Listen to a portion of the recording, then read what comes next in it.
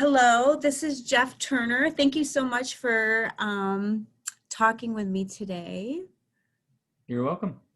So, why don't we just start off by sharing what surgery you had and what process you went through as far as thinking to decide what surgery was going to be best for you. So the surgery I ended up having, I had the loop DS, and I didn't decide to have that procedure until probably month 5. Okay. I went through the standard 6 months worth of check-ins, and I kind of had a hard time making up my mind. I was bouncing between the sleeve and doing the full loop DS procedure. Okay. And what finally helped convince me that that was what was right for me is I looked at 2 things. A, how much weight I knew I needed to lose. And then I knew myself. I know all the different diets I've tried in my life. And I know every diet that I've failed in and every one that I was successful in, and a year later put all the weight back on. And so I wanted to do this once. I wanted to do the tool that was going to be right for me. Yeah. And that gave me the best chance for long-term success of keeping this weight off, knowing where my weaknesses are. Right. And after talking it through with the doctor, as well as, I can't remember which practitioner it was at the time, but pretty much all of them and the doctor all pointed me in the same direction. We think this loop DS would be best for you. And it just felt right. And bottom line, it came down to the stats that were given to me in the very first orientation class I attended, where we talked about the 5-year averages. And it came down to those numbers. Off the top of my head, I want to say it was the sleeve 1 out of 3 in 5 years gained their weight back. Right. And in the DS, it was 1 out of 20. Yeah. And so I looked at that and said, it blows it away. If I'm just average, these numbers blow it away. Right. So that's why I went that route. And so when you talk about the amount of weight, so how much, like when you first started, what was your initial weight, and like your weight today, how much weight loss, what is all that? So at my very first, I can't remember if it was my very first appointment or if it was when I weighed myself when I had the orientation meeting. But the heaviest I've ever been was 372 pounds. And at my final weigh-in at 6 months, I was 355 pounds. Oh, okay. And the day of surgery, I was 340 pounds. Okay. That 2-week pre-surgery diet dropped 15 pounds real quick. Oh my gosh, wow. I should have been on that 2-week pre-surgery diet for a long time. Right? Yeah, I know. Wow, you did awesome on it. Yeah. So I had surgery on September 3rd of 2019. So I weighed 340 at the time. And right now I'm 172 pounds. And when did you, and now is the weight you are now, is this your lowest weight? No, I actually dropped all the way down. Well, the lowest I hit, it's a little scary. I got all the way down to 150. Oh, you got down to 150. Right. And how long was that from the time you had surgery? Like what time frame was that in? So I hit, let me think. I was down to about 180 by my 1-year mark. So I'd lost almost 200 pounds in a year. Wow. And then I slowly, from September through towards the end of November, I kept losing a pound or 2 a week. And I was trying to stop losing the weight, and I struggled. I couldn't. I stopped all my exercise. I stopped any kind of physical activity. I was eating as much as I physically could to try to get as many calories in me. Right. I was introducing carbs as much as I could, but people that have had the loop DS know that carbs can be dangerous. Too many carbs has a side effect of a lot of gas. And so I couldn't handle it. It was painful. If I was trying to find that balance of where I could have just enough without crippling myself late at night in pain. Right. And so it was about November, I dropped down, I was about 165 or so by the middle of November. And Dr. Coase decided it would be best to do the revision and lengthen my main channel a little bit. So I had that surgery on December 1st. and we ran into some complications after that surgery. So I went home, everything was fine. And, you know, you're on a liquid only diet for a week after that. Right. And about 3 days in, I started feeling really weird, and I started throwing up, and I was throwing up pure bile. Oh. And so it didn't matter what I put in 3 times a day, bile's coming up, and Oh bile my is just gosh. horrendous. I mean, it burns, it tastes horrible. And so I met with Dr. Coates trying to figure out what was going on. Uh-huh. And this is right at the time where COVID was at the peak. And so for those, surgeries were being canceled, the hospital was out of beds. Yeah. Um, it became clear that I needed to get into the hospital and get a PICC line put in, because my body, I was throwing up so many times a day, and I was completely dehydrated. I'd been to the ER twice already for fluids. Oh my gosh. And so it took about 2 weeks after that procedure, I finally got admitted into the hospital. So that was the Wednesday, I think it was Wednesday before Christmas. I finally got admitted into the hospital, and I hit 150 when they admitted me, because I couldn't eat or drink anything. Right. And when I got into the hospital, got the PICC line installed, got TPN into my system so I could get the nutrients my body needed. Yeah. All of a sudden, my body healed itself. Oh So my whatever was gosh. causing the bile reflux and everything that was going on, my body just needed more nutrition than it was Nutrition to getting. do it. Oh Yeah. my And so gosh. we stayed on the TPN for a month just to make sure that my body got kind of recharged and got even though within a couple of days after getting out of the hospital, I could eat everything again. Right. I only threw up one more time since getting out of the hospital. The bile reflux went from every night to every other day to once a week to it's been a month and I haven't had any. And it So was more just as you got, like the more nutrition you got in your body, the less and less it happened. right. And I had a GI procedure where I can't remember the name of it, EGD, where they bring the Yeah. scope down and look. Yeah. And they found an ulcer right at the site where the Okay. stomach and the surgery site. Yep.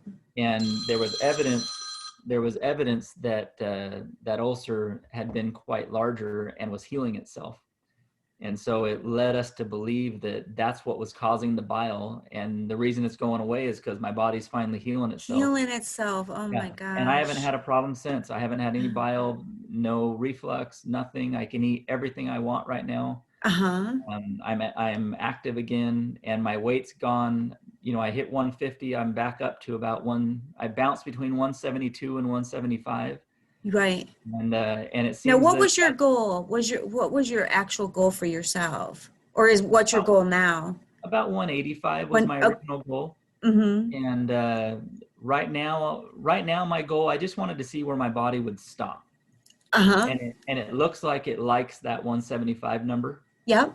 And if 175 is where I don't have to monitor my diet quite as strictly, and I can be as active as I want, and it's happy sitting there. Yeah. Then my end goal, I'd like to put on maybe another 5 or 10 pounds of muscle. So yeah. When you lose this much weight that fast, I feel weak. I lost a lot of muscle. Yeah, right. And so I'd like to bulk up a little bit. Yeah. But other than that, I'm happy with where my body stopped. So now, with just kind of that transition where it was a little scary, I mean, is there anything like during that process that you feel like you learned or you would have done differently? Anything you'd want to tell somebody that maybe is going through the same thing? Like, is there anything you'd want to tell them if they're going through that? I would say something that I learned early in the process.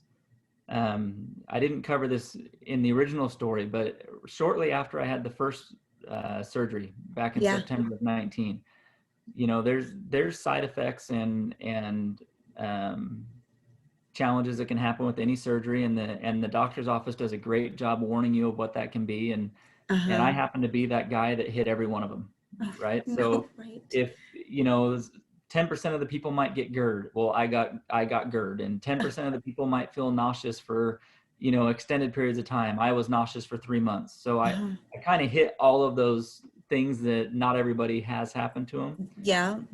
One thing I learned in that process, at least for me, was I felt like the office is very busy, and there's a lot of people coming and going in that office, and they're Yeah. at various stages, right? There's a Yes. whole bunch of people trying to get approved that are in various stages, and then there's a whole bunch of people that have already had surgery, and it seems to be a revolving door with the nurse practitioners and who you see. It could be someone different every month or every Right. week.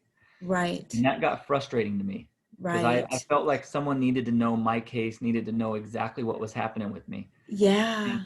And I finally learned that I can see the doctor.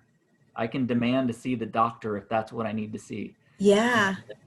And the doctors are available. You Yep. just have to kind of fight for You got to yourself. ask. Yes. The Yes. receptionist who's booking it, they don't want to send you to the doctor if they feel the nurse practitioner can handle it. And so Yes. I had to kind of be my own advocate and demand to see Dr. Coates. Uh-huh. And as soon as I did, everything was smooth sailing from there because, I just felt like, okay, Dr. Coates knows exactly what's going on. He's got a plan. He had Yeah. me then see, I think at the time it was, is it Marla? She doesn't work there anymore, Oh, but she yeah. was, Uh-huh. I One of can't the remember her name, PAs. but she was Yeah. one of his PAs that had been there a Yeah. long time. Yeah. And he said, Monica. It okay, was Monica, Monica. Yeah. yeah, he said, okay, I want you to only see Monica or me Yep. so that we can keep track exactly of what's going on. Yeah. And ever since I did that, it was smooth sailing. I felt comfortable. I knew that he knew what was going on. And bottom line, at about 3 months, again, my body healed itself and I felt completely normal and have really enjoyed the journey. So, and with this second procedure that I had done, Yeah. again, at that point, I was very involved with Dr. Coates again, and Uh-huh. he kept me, every appointment, every follow-up appointment I've had has been with him, just because it was such a different case. Right. He wanted to keep close tabs. Right. And so it just, the only advice I would give is if you are kind of, a special case or have some rare challenges and you don't feel like you're getting the care or the attention from the practitioners, Yeah. pick up for yourself and request the doctor. You can, and they Yeah. will see. Yes, they do. Yeah, you just have to ask. Absolutely. And you said, you've enjoyed the journey. So that was like my next question. Like, somebody that's got every possible negative thing that could have happened, it happened to you. Like, any regrets with having surgery? Do you wish you didn't have surgery or? The only regret I have is that I didn't do it 5 years earlier. Everybody says I mean, that. why I waited till, I'm 47 now, and I look Uh-huh. at finally having my life back. And I Yeah. wonder, why was I so afraid to do this? I should have done this much earlier. I look at how my family life has improved. Yeah. Just the fact that I can run up and down the stairs and wrestle with my kids, where 2 Mm-hmm. years ago, it hurt to run up the stairs. And so I was ordering my kids to get me things, Yeah. right? I was just sitting there and they were my little, minions. Right. Oh. So it's completely changed my family life. And it just, all the stereotypes, it, you're in the business. Yeah. The whole reason I waited so long was I was afraid what other people would think. Right. I wasn't afraid of the surgery. I was afraid that people would think I was a cheater or I was a failure. I couldn't lose weight on my own. So I turned to this, surgery as the easy way out, the easy answer. Yeah. And once I got over that, and it didn't take long, when you decide to have surgery, it's not easy. Exactly. Especially those first 3 months, that's the hardest thing I've ever done. So tell me a little bit about that. Like, we'll share like what was so difficult those first 3 months. It's really difficult getting. There's a psychological side, and then there's the physical side. So the psychological side, it's really difficult when your brain tells you you need food this much. Right. Stomach, let's eat this much. Right. And so you're constantly thinking that you're not getting enough. You're thinking that you're hungry, even though you're not hungry. There's that battle. Yeah. And then your body's figuring out how to work with this, such tiny amount of food going into it. Yeah. And there's a learning curve there for your body, right? Your body has to get used to that caloric intake and the food that you're feeding it.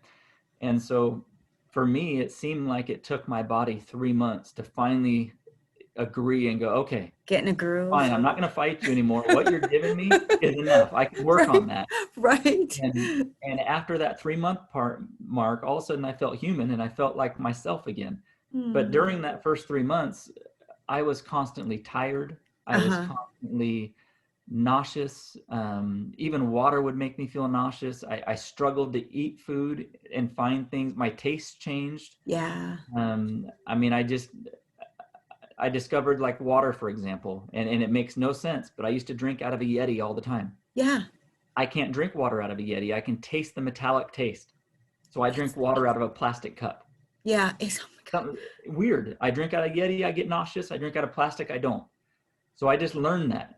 Yeah. You know, and now that it's been 2 years, I can drink out of a Yeti. It doesn't bother me anymore. But at the beginning, it did. So I just had to figure out those tricks. Yeah. And then the psychological side, when you get out of surgery, there's a big part of my brain that thought, okay, I'm going to have this surgery. Sorry, my phone's ringing. That's okay. I'm going to have this surgery and it's going to be, you know, everything's going to be super easy. I just got to follow the diet and I can do that, right? I can follow it. I wasn't prepared for how hard physically it was going to be, you know, the no energy, the nauseous, and it just went on day after day after day. And so there's the emotional side of every day I questioned myself. Did I make the right choice? Right. Did I really do this? What did I do to myself? If I'm going to feel like this the rest of my life, oh no, what did I do? Yeah. This isn't working and skinny. And so you kind of have that emotional and physical battle. And for some people, you'll read in the support groups, some people that last a couple weeks. Yeah. Some people like me, it lasted 3 months. Everybody's a little different. Yeah. But what I can tell you is once my body finally adjusted and accepted, everything became so much easier. And as I started feeling good and seeing the weight falling off so fast, then those questions of doubt disappeared. And it was like, well, this is why I did it. Obviously, this is why. Yes. It's just your transition was Oh yeah, pretty rough. Yep. Yeah. So going back to, like, I call them non-scale victories, but like you were mentioning, being able to run up and down and play with your kids. So talk to me a little bit about that. Like, what are some of the best things as far as the non-scale victories that you've experienced? I think probably the single best is just the activity I can do with my kids. Mm-hmm. I mean, it's limitless now. I can physically do anything they want to do. And I never realized I considered myself I joked, I called myself an active fat guy. You know, I liked getting out and doing things. I liked going in the mountains and hiking a little bit, as long as it wasn't too strenuous. I'm outdoors all the time fishing. Right. You know, I like getting out and doing things, but I can't go jump on the trampoline. I can't go get on a bike and ride with them. I can wrestle because I can lay on the ground and throw them around, but I might crush them if I roll over, you know, the wrong way on them. Right. And so once that weight got off and all of a sudden it was limitless, you know, I can get out and jump on the trampoline. I get out on a mountain bike and ride with the kids. I run around and chase them. Yeah. Where before, you know, I couldn't do any of that stuff. And so, you know, that's huge. And then the ability to, when I was heavy, you know, I have a 2-story house. My master bedroom's upstairs. So I get home from work, I go upstairs, I change, I come back down, and usually I hang out downstairs until it's time to go to bed. Right. And if I needed anything, I've got kids around. They'd be my minions and, hey, go get me this, go get me that. Right. And I found myself one day sitting on the couch and looking over at my daughter and say, hey, will you go get, and I stopped halfway through the order. And I said, wait a minute, I can get it. And I jumped up and I ran up the stairs, got it, ran back down, sat down, and I wasn't even winded. And I looked at her and I said, I can't believe for all these years I was making you do that when I can do it myself now. It doesn't, you know, and so that was a huge victory. I don't rely on anybody. I can freely go where I want. And it probably feels good to do it too, right? Oh yeah.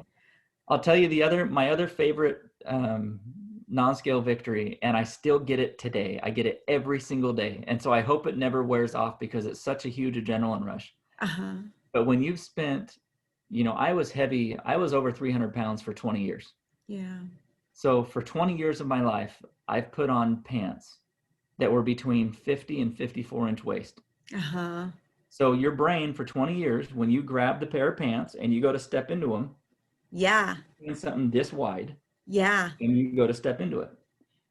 Well, ever since I lost a significant amount of weight, and to now, I wear a size 33 right now. Uh-huh. You know, the waist on a 33 is only like this. So even this morning when I go to put on my pants, I Uh-huh. grab them by the waist, I get ready to step in, and my brain says, "Oh hell no, that's not going to work." And I slip right into them, and I go, "Oh yeah." There's that just huge adrenaline rush every morning. Yes. You know, And because my that's brain 2 still years hasn't quite, yeah. adapted, and it's still I find that so interesting too. Even though you do it every single day for 2 years, it's still that automatic thing saying, nope, this is not the size that's going to fit me. Yeah, Oh. all those little things from even getting dressed, you know, I had a habit of every time I'd throw on a t-shirt, Uh-huh. I'd pull it on and I'd stretch it. And then I'd let it hang because I'd always have to stretch it out. Right. And now I don't have to do that. I throw on a shirt and it fits perfect. Yeah. Well, you know, and then probably the other non-scale victory that is my favorite is the fact that I can buy clothes anywhere I want to. Mm-hmm. You know, you don't realize how much you miss that when before I could only buy at the Big and Tall store or Yeah. JCPenney's online because they have a Big and Tall section. Yeah. I didn't get to enjoy any shopping. And now it's almost my wife has to grab the credit card because it's any store I go into, it's like I can buy that, I can buy that, I can fit into that. I And know. so it's just become much more fun. Oh, you're the shopper now. She's not, right? So, what about food? Like I mean, so with your skin, like a lot of times people talk about the saggy skin and stuff like that, and it looks like your skin looks pretty tight. Like, I mean, let's talk about diet a little bit. Like as far as the changes you've made as far as your diet and nutrition, like what do you feel like has been like the changes you've made has been the most impactful as far as getting the success that you've got, not just with the weight loss but even with your skin? Like your skin looks really good as well. No, thank you. Mm-hmm. So I don't know, I thinking about that from day one, I followed the diet real strict as Mm-hmm. far as what we learned in your nutritional class. Uh-huh. And so everything was protein and water. Yeah. And I tracked it. And once I got my protein in, then if I had room for anything else, I'd eat some vegetables and maybe a tiny little bite of fruit here and there. But everything was protein and water. And I even struggled a little bit with healthy fats because I'm not a big avocado eater, or Right. but I love nuts, and so I'd work some nuts in as my healthy fats, Uh-huh. and start snacking on nuts and cheese. Yeah. Um, as I got to where I wanted to slow down the weight loss. Yeah. And so I was able to, stage 5, able to add some carbs and some other stuff back in. Yeah. I just kind of had to pay attention to the carbs I was eating and find that balance between what my body would let me eat. And then if I ate too much, I'd pay for it, as far as, there's not much room in there anymore. So carbs cause gas. Yes. I never realized that before. You just felt bloated. Well, now Yeah. there's no room to be bloated. It goes right to gas and it hurts in your It's intestines. very painful. Yeah. Yes. And so I'd say even through today, I still kind of focus on protein being number one. And then once I've gotten my protein in, then I fill it in with everything else. And I'd say the last 2 months, my diet's changed because I've gone to that mindset.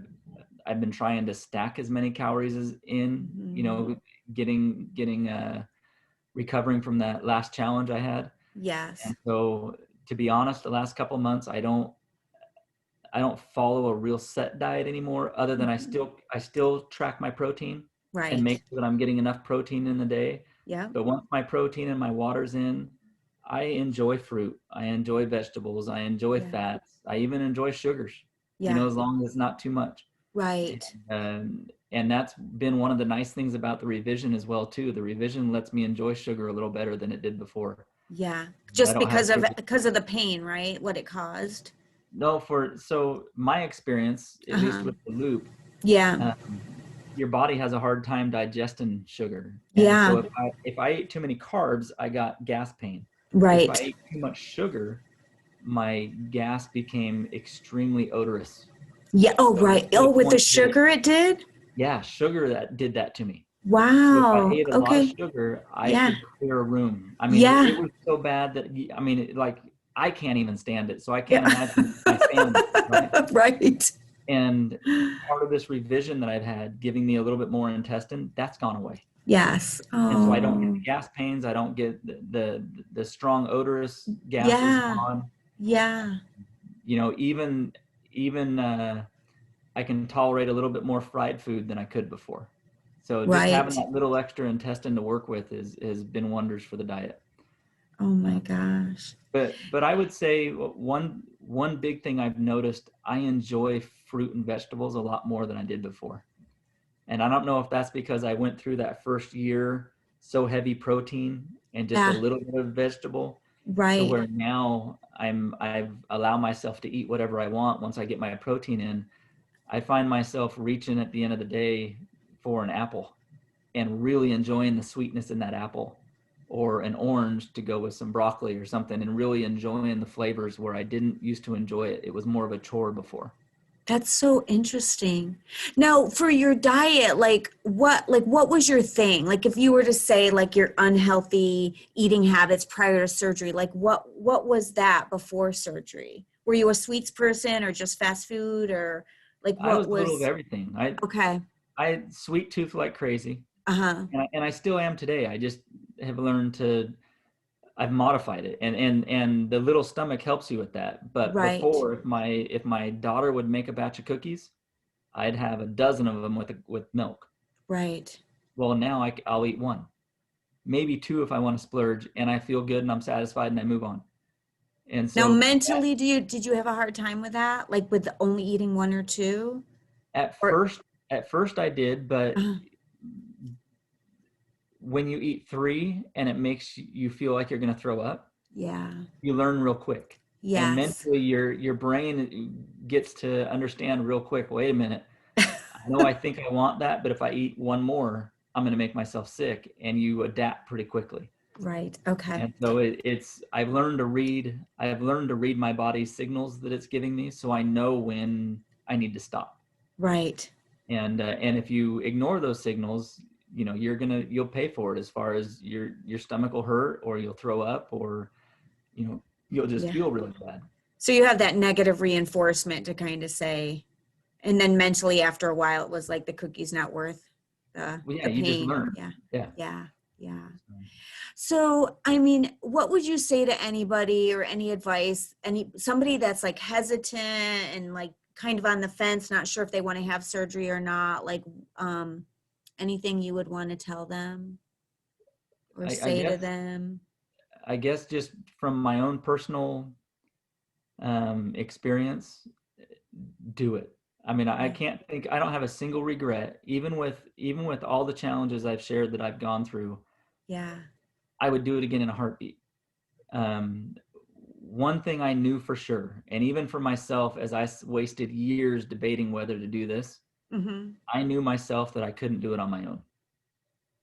And so for me, it was either surgery or remain fat the rest of my life. Yeah. And I wanted to live longer. I want to be here for my wife. I want to be here for my kids. I didn't want to risk, you know, all the health problems. And I was one of those unique people. I was a healthy fat guy. Uh-huh. I didn't have diabetes. I didn't have high blood pressure. I didn't have any of the stuff that comes with being obese yet. Right. But I was a Right. ticking time bomb. Right. And I looked at it and said, you know what? I need to take care of this now before all this other stuff happens. And now that I have, I wish I would have. I feel like I wasted years. I wish I would have done it so much sooner. Mm. So Anything else you want to share? no, I think that's it. I just Yeah. don't be afraid. I mean, Yeah. it is scary, but it's not. I mean, there's a lot of support. There's a lot of people out there that can help you get through it. Um, the biggest thing, at least for me personally, was get over that fear of what other people are going to think. Yeah, that's a big one. And I like what you said too, because a lot of people say, well, it's taking the easy way out. And I loved you like, it's not easy. And that's the truth. It's not easy. It's a tool, but it's not taking the easy way out for sure. I thought for sure that a lot of people would give me grief. A lot of my friends would give me a hard time. Yeah. And you know what? I've had 2 instances of everybody I know that said something negative to me about having the surgery. And both those people that said negative comments to me are 300 pounds themselves. Yeah. And so I wanted to throw it back in their face and say, you know what? You can talk all you want, but what are you doing? Yeah. Right? But I didn't. I just bit my Right. tongue and said, hey, you know Right. what? Whatever you think, look at me now. Right. I feel Right. great at 175, and I would never want to be 300 again. Right. And so it learned to, who cares what they thought? You get so much more praise.